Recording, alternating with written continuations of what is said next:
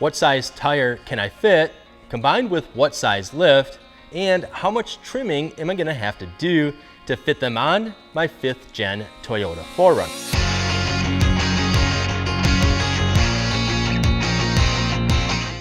Hey, what's up guys? Josh from TrailBuilt. From 2010 and still being built to this day, the 5th gen Toyota 4Runner has become a staple in the overlanding and off-roading community. And upgrading to a larger size tire can take quite a bit of research just to figure out what fits and what doesn't.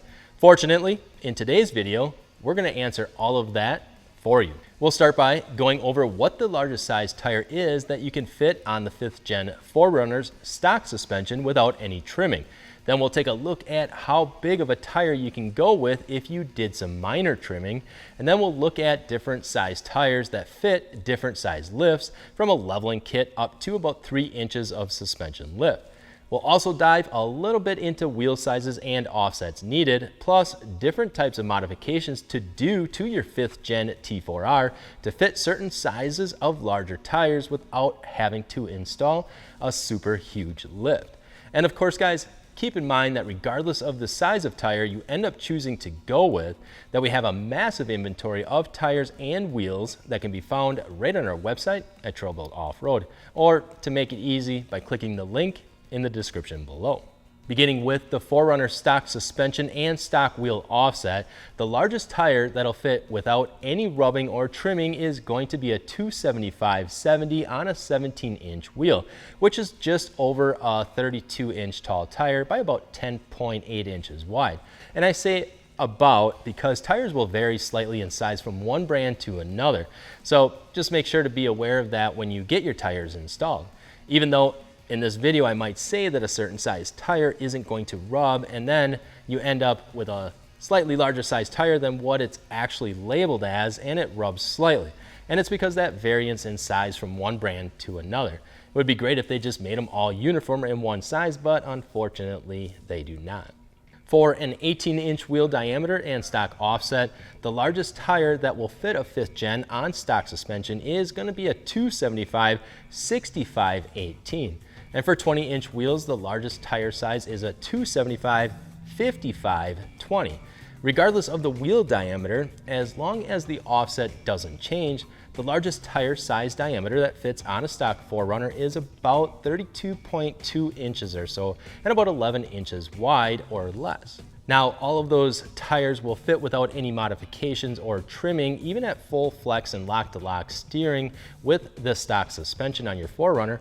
Where you start to have to do some fender trimming, a little pushback on the inner fender liner, and even removing the mud flaps are when you get about a 285/70/17 or about a 32.5-inch tall tire on stock offset wheels, or a 285/65 on an 18-inch wheel and a 285/55 on a 20-inch wheel.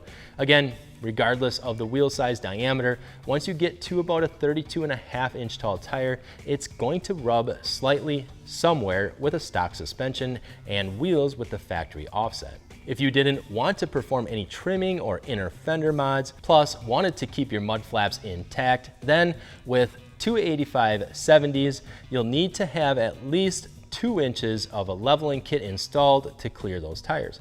And even then, if it's a larger 285/70 where the tire might be closer to like a 33-inch tall tire, even with a 2-inch leveling kit, you still might have to push the inner liner back slightly or even perform some minor fender trimming, and you still might have to remove the mud flaps. So again, just be conscious that those mods may still end up having to be done after you get your tires installed on your 4Runner, after you know what the true size of the tire ends up being. To fit a true 33-inch tall tire, or even if it measures less than a 33.5-inch tall tire and is still less than 11 inches wide on wheels that have the factory offset, which I'll touch base on the wheel offset sizes shortly, but a 3-inch suspension lift is necessary to avoid major trimming, although there still might be some minor adjustments to fit the 33s. With a 3-inch lift, any tire larger than 33.5 inches tall and over 11 inches wide, which is about a 285/75 on a 17-inch wheel, and a body mount chop may and probably will have to be performed. The outer half of the body mount that sits right behind the front tires will interfere with the tires while turning full lock to lock, especially when you're off-road cycling the suspension on an obstacle. What guys will do is they'll trim off the ends of the body mounts from the rubber bushings and outwards and then weld in a fill-in piece to close off the gap. By doing that and some other minor trimming to the front of the fenders, pushing back the inner liners a bit and removing the mud flaps, you'll be able to fit a 285/75/17 with a 3-inch lift, or even a 295/70, or again a 33.5-inch tall tire up to about a 34-inch tall tire. If it's closer to a 34-inch tall tire though, with a 3-inch lift, expect to get a little bit more aggressive with the trimming, and you'll also have to either trim or remove the rocker panel end caps behind the front tires as well. Another option or alternative to possibly not having to perform a body mount chop and run a 295/70/17 or about a 33-inch tall tire by about 11.5 inches wide is to purchase adjustable upper control arms. This way, you're able to have the option of adjusting the caster angles slightly, which ends up bringing the front tires forward slightly, in most cases enough that it'll clear the body mounts on full lock-to-lock turns. There is a lot more technical information that goes into adjusting the caster angles to get the positive caster just right, so doing it that way may depend on your level of hands-on experience with installing suspension components. If you're not comfortable with that level of modifications, to either replace the upper control arms or perform a body mount chop, then the options would be to either have somebody do it for you, or install a taller suspension lift, or even a smaller size tire.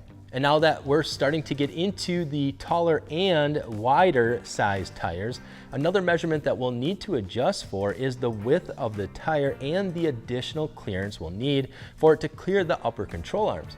The best way to do this is by running a new wheel with less positive offset. Most of the 5th gen 4Runners, excluding the TRD Pros, run a positive 15mm offset.